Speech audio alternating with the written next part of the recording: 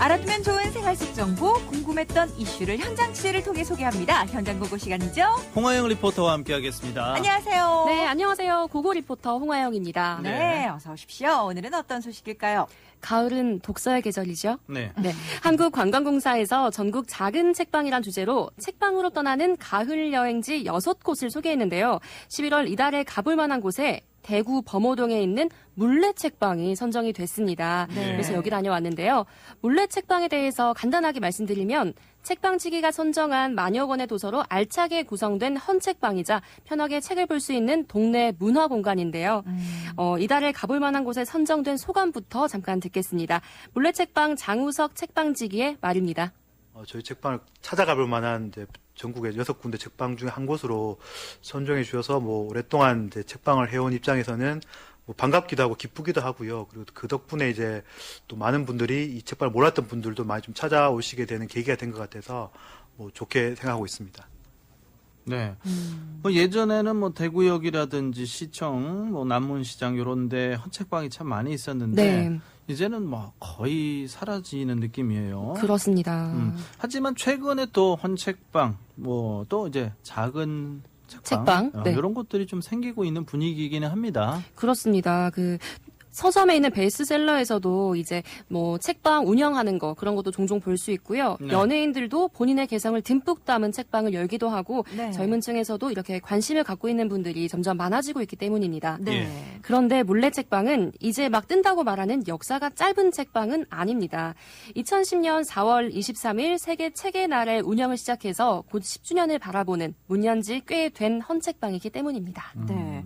만으로 8년 정도 운영을 하신 건데, 네. 개점했을 시기에도 헌책방은 마치 사양산업처럼 비춰져서 그렇죠. 네. 운영이 어려울 것 같다라는 생각이 들어요. 그 시점에 어떻게 이렇게 열었을까? 그리고 또 이렇게 긴 기간 동안 운영할 수 있었을까? 그 비법이 굉장히 궁금하네요. 네.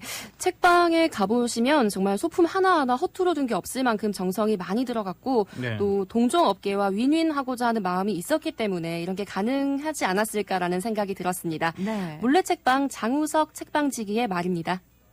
네. 그거는 이제 제가 처음 책방 차릴 시절부터 생각하고 이제 염두에 두고 차렸던 건데, 이제 다른 헌책방과 경쟁 관계가 되면 안 된다라는 생각을 가지고 있었어요. 그래서 사실 헌책방들의 가장 주 수입원이 이제 아까 말씀하셨던 참고서라든가 베스트셀러들이죠. 근데 그런 것들 저는 오히려 다 배제하고 제가 직접 헌책방에 가서 발품을 팔아서 한 권 한 권 좀 좋은 책들을 골라와서 이렇게 독자들을 소개하는 역할이기 때문에 그런 걸 처음부터 사실 배제하고 이제 시작했습니다. 네. 이런 걸 배제하고 시작해서 이곳에는 인문학이나 문화예술 관련 책이 많다는 것도 특징 중에 하나라고 볼 수 있습니다. 예. 또 이 책방은 복합 문화공간이라는 별명을 갖고 있는데 이 헌책방에서 다양한 행사와 다양한 모임이 이뤄지고 있기 때문입니다. 어떤 거예요? 먼저 첫 번째로 다독다독이라는 독서 모임이 있습니다. 이름 예쁘네요. 다독다독, 다독여주기도 하고 많이 읽기도 하고 네. 그리고 또 앞쪽에 작은 무대가 있어서 공연과 신앙송 가능하고요. 스크린이 있어서 영화 관람, 음악 감상, 그리고 전시까지 한 곳에서 다 진행할 수 있습니다. 네. 또 대부분 모임들은 관심 있는 분들이면 누구나 참여가 가능하다고 하고요. 네. 페이스북이나 인스타그램에서 일정을 확인할 수 있다고 합니다. 네. 그리고 이곳의 또 다른 특징, 대구 책장이 있다는 겁니다. 대구에서 활동하는 작가들의 책을 모아둔 그런 공간인가요? 정답입니다. 아. 그런 것도 있고요. 또 대구에 있는 출판사에서 발행한 책들도 이곳에 모여 있습니다. 보통 대부분 출판사는 서울에 있다고 생각하기 십상인데 대구에도 출판사가 많고 대구에도 활동하는 작가가 많다는 걸 알린다는 취지로 이 책장을 만든 겁니다. 네.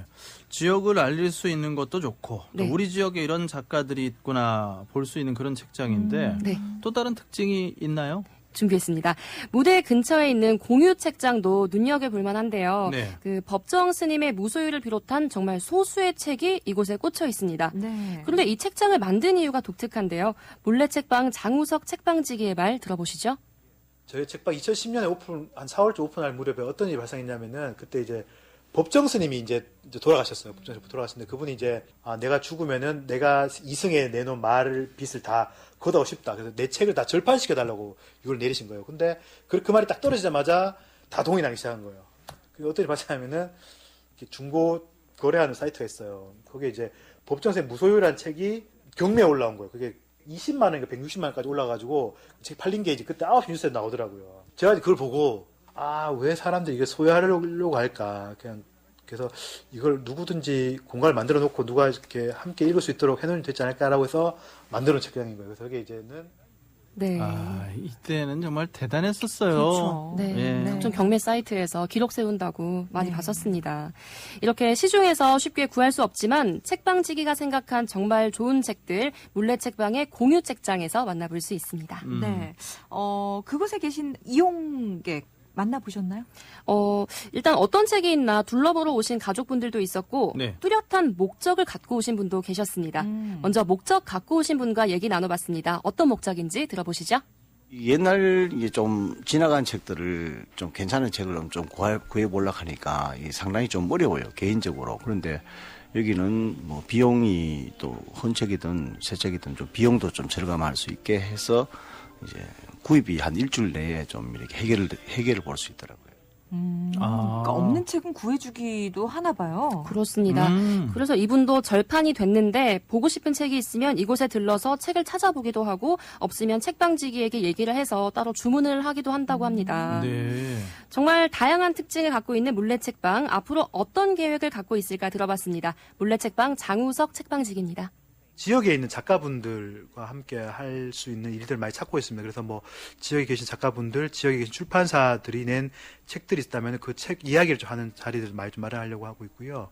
그리고 최근에는 이제 그 출판 지원 센터에서 이제 뭐 조그맣게 이제 뭐 선정된 게 있어가지고 그런 관련된 행사들 아마 가을에 맞춰서 문학 기행이라든가 그런 북토크 같은 걸 몇 가지 준비하고 있습니다. 이게 지역 작가 예술가하고 함께 윈윈할 수 있었으면 참 좋겠는데, 자, 그렇다면 오늘 소개했던 이곳 좀 정리를 해주시죠. 네, 한국관광공사의 11월 이달에 가볼 만한 곳에 선정된 대구 수성구 범어동의 물레책방 소개해드렸습니다. 네. 전국적으로 작은 책방을 비롯한 복합 문화공간 점차 늘어나고 있는데요. 네. 이곳저곳 다니면서 책방지기마다 개성을 느껴보시고 여러분의 취향에 맞는 책방을 찾아보는 것도 참 좋을 것 같다는 생각 들었습니다. 알겠습니다. 올가을에는 좀 책 좀 읽어야 되겠네요. 저도 다독다독 할 겁니다. 알겠습니다. 현장 보고 홍아영 리포터와 함께했습니다. 수고하셨습니다. 네, 감사합니다.